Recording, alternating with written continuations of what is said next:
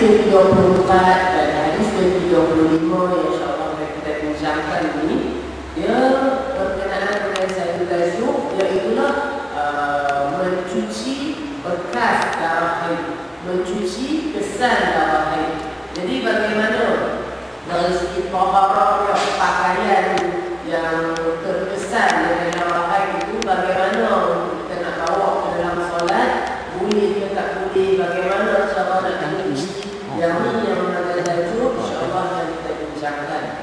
Jadi dalam hadis ke-35 ni, An Abi Hurairah qala, daripada Abu Hurairah dia berkata, qalat Khawlah, telah berkata Khawlah, ya Rasulullah, fa in lam yadhhab dam, qala yakfihi al-ma' wa la yadhuru atharu. Dalam hadis ini Abu Hurairah kata, Khawlah bertanya. Jadi Khawlah ni dia tanya apa kat Nabi. Dia kata, ya Rasulullah, bagaimana kalau tak hilang darahnya? Jadi darahnya ni darah apa? Bukan darah ayam, bukan kata darah lembu, sungai lembu, bukan kata darah kambing apa semua.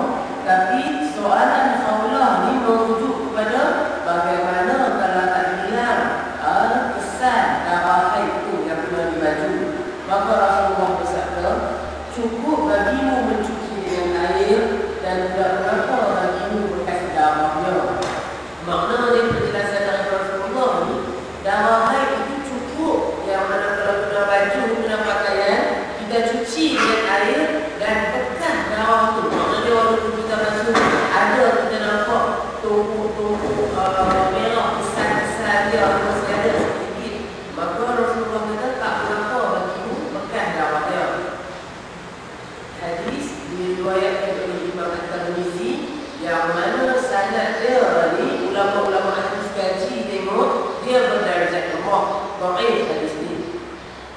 Jadi kalau kita buka dalam kitab Bulughul Maram, pendek ni saja hadis dia, cerita dia, yang mana ringkasan tu disebut daripada Abu Hurairah kata, Khawlah berkata. Jadi soalan Khawlah ni, wahai Rasulullah, macam mana kalau tak hilang darahnya? Maka Nabi kata, cukuplah engkau mencuci dia dengan air dan tak mengapa bekas kesan-kesan darah tu. Jadi sekali baca hadis ni, lagu mana ni kalau soalan Khawlah ni, bagaimana kalau tak hilang darahnya? Jadi kita pun tak apa nak nampak lagi yang nak gambaran secara jelas apa dia ni. Dia kata macam mana kalau tak hilang darah dia ni, cerita tentang apa? Cerita bagaimana pula? Jadi dalam kitab Bulughul Maram yang ni ringkasan hadis sebagaimana yang lazim saya sebutkan dalam pelajaran-pelajaran yang terdahulu. Kita mengupas daripada kitab Bulughul Maram, tapi dalam masa yang sama kita himpunkan juga hadis-hadis hukum dalam bahagian yang lain, dalam kitab-kitab yang lain. Contohnya dalam kitab Jalul Awtar, koleksi hadis hukum, apa juga jenis kitab hadis kita kumpulkan supaya kita dapat satu perbahasan yang lengkap tentang hadis yang ada dalam kitab Bulughul Maram ni. Jadi tentang hadis ke-35 ni, yang mana kalau kita baca sekitar selalu nampak ringkas sangat, samar-samar lagi dia jalan cerita dia. Tapi dalam riwayat yang lain, kalau kita perhati dalam kitab Jalul Awtar, disebutkan hadis ni dengan cerita yang detail, cerita yang panjang. Daripada Abu Hurairah, anna Khawlah bin Yasar qalat, daripada Abu Hurairah bahawa Khawlah bin Yasar berkata, sama lah dua orang yang hadis ke-35 dan hadis yang kita nak baca, dua orang yang sama. Daripada Abu Hurairah bahawa Khawlah bin Yasar ni dia kata apa Khawlah ni? Ya Rasulullah, laisa bi illa thawbun wahid wa ana ahib fi. Jadi Khawlah ni kata, wahai Rasulullah, aku ni tak ada baju hak lain, ada satu je baju, dan baju aku ni ada aku berhaid padanya, baju aku ni kena pada darah haid itu. Maka Rasulullah kata apa? Fa idza tahurti faghsili mawdi'an thumma salli fi. Nabi kata, apabila kau telah suci, maka kau basuhlah tempat yang kena darah tu, kemudian kau bersolatlah dengan dia. Basuh tempat yang kena darah, katalah pakaian kita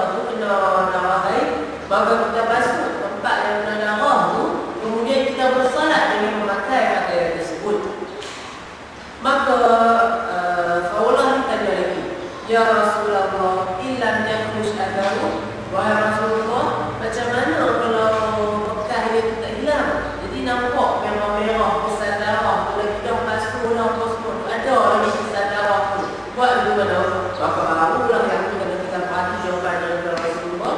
Yakfi kilmah wala yaruki atahu. Cukuplah engkau dengan air tersebut yang kita basuh, kita cuci dengan air itu, dan tidak mengeluarkan engkau bekas-bekas dia.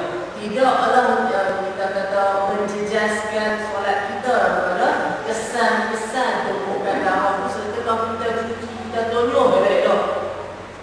Hadis ini diriwayatkan oleh Imam Ahmad dan juga Abu Daud. Dan hadis yang semakna dengan dua hadis yang kita baca ni, ada juga yang menerangkan penjelasan yang sama. Daripada An-Mu'adzah qalat, daripada Mu'adzah ni dia berkata, Sa'altu Aisyah manil ha'il yusibu thawbah dam faqalat. Jadi Mu'adzah kata, aku tanya kepada Aisyah tentang wanita yang berhaid kena baju dia darah haid ni, macam mana cerita dia? Maka Aisyah kata apa?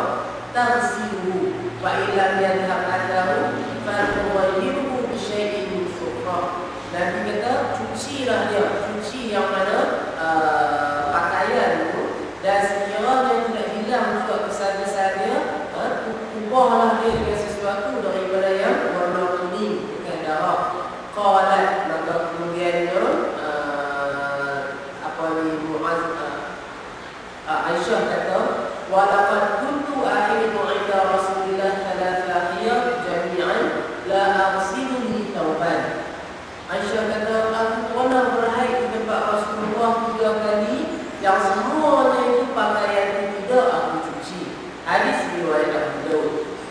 Jadi dalam riwayat Abu Daud, penjelasan Aisyah ni, yang Aisyah kata aku tak pernah mencuci pakaian 3 kali dia berhaid di tempat Rasulullah, dia tak cuci pakaian.